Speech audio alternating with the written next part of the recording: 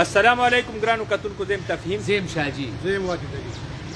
ګرانو کتونکو، مونږ نوخار ډسټریکټ کونسل حال کې ولاړو. دا تاسو ته به ښکاري شاته ډېر لوی حال دی او دې ځای کې تیر یو ټرم تیر شو. د ناظمین ډسټریکټ ممبران ناظمین د دوی به ټول کال دلته اجلاسونه شوي دي، دلته خرچې شوي دي، دلته په دې عمارت باندې کروڑونه روپۍ لګېدلي دي. اوس نور کارونه خو پرېږدو، خو دلته کې د دې عمارت خپل میټر د بجلی میټر نشته. میټر چا سره دی، چا وړی دی، ولې نشته، دا هم یو سوالیه نشان دی. بیا د دې نه ډایرکټ کونډې اچولی شوي دي او په بجلی د غلا په بجلی باندې چلیږي. نو دا د قومي خزانې خلقو سره ظلم. بیا په داسې ځای کې چې هغې کې زمونږ منتخب ممبران ناست دي، خو هغوی نه یو ډسټریکټ کونسل حال ټیک نه شو.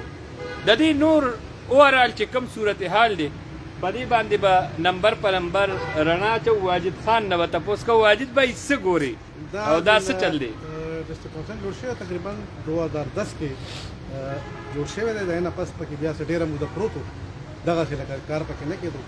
بیا چې کوم دی نو پرویز خټک صاحب چې کله وزیر اعلی شو، هغه د ډسټریکټ کونسل ته بلا فنډ ورکړو، دا باز ښکلی خشته جوړ شو. اجلاسونه هم پکې شوي دي.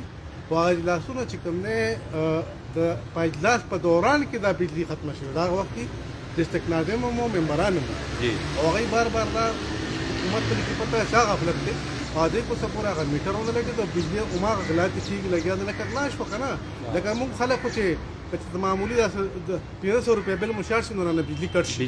او زنګ د وابډې محکمې والا خانان صاحبان دي، دا اوس نو ډسټریکټ کونسل د دلي دلته ډي سي صاحب راځي، دلته وزیر اعلی صاحب راغلی، دلته وزیر دفاع صاحب راغلی. ډېر زبردست حال دی. دنیا منشره ډېر خشته حال دی. او بار ته اوس وګورئ، تاسو دیوال وګورئ، دا بالکل پمن شوی دی، لکه تپوس هم څوک نه کوي. او پکې یو بل بحران روان دی. تحصیل لازمي جوړ شو، معیار ډسټریکټ ختم شو. ډسټریکټ چې کله ختم شو نو دې کې اجلاس به کېږي یا به نه کېږي، لکه دې دیکبال به څوک کوي. نو مهرباني وکړئ حکومت وخت ته پکار او ښه نه چې تحصیل ته یې حواله کړي. دا ښه خبره چې دا اوس نوخار تحصیل ته حواله کړي، چې پکې اجلاسونه کوي چې دا آباد وي. او کله چې دا بند شي، د کرسۍ د دې دیوالونه هر څه تباه شي. مهرباني وکړئ دا د حکومت وخت کې شي، دا چې کوم بلډینګ جوړ دی په دې رحم وکړئ. او زما په خیال چې تحصیل نوخار ته حواله کړي، اجلاسونه پکې جاري وساتئ.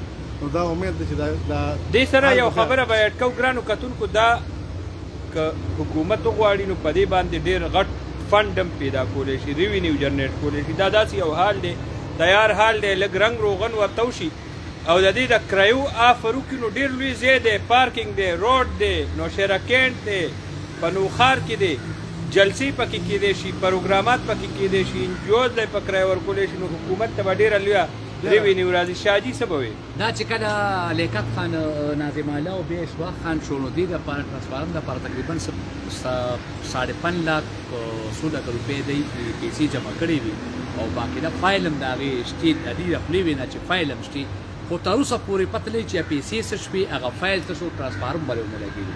حالانکې دا دومره لوی حال دی، په دې باندې تقریبا دا سیلاب هم والی. د سیلاب نه پس بیا دې دوباره مرامت ډېر ښایسته شو.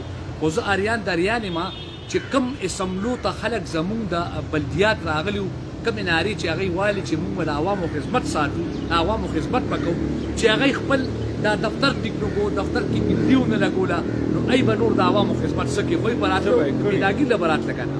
اوس د تحصیل کوم الیکشن شو، د تحصیل اجلاسونه به هم په دې کې کېږي.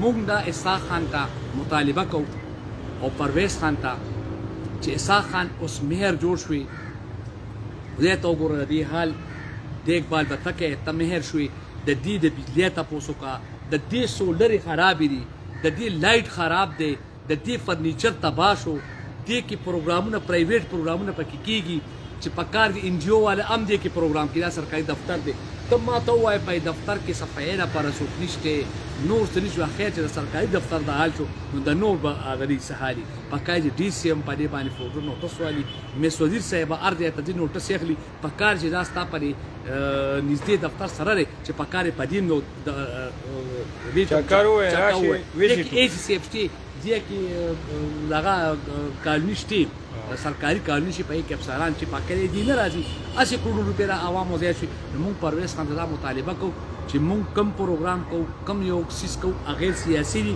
چې په کار په دې باندې ټول سیاسي جماعتونه نوټس والی او حکومتي حکمران په نوټس والی چې دې خلاف اکشن وایي دغه معلومات او دغه حال دی دا تاسو سره مونږ مخکې شیر کړی دی مونږ په دې باندې څنګه خبره وکړه دا دې باندې ډېر لوی فنډ هم پیدا کېدی شي که حکومت وغواړي توجه والا پکار ده اجازت بغواړو ډېره مننه الله په امان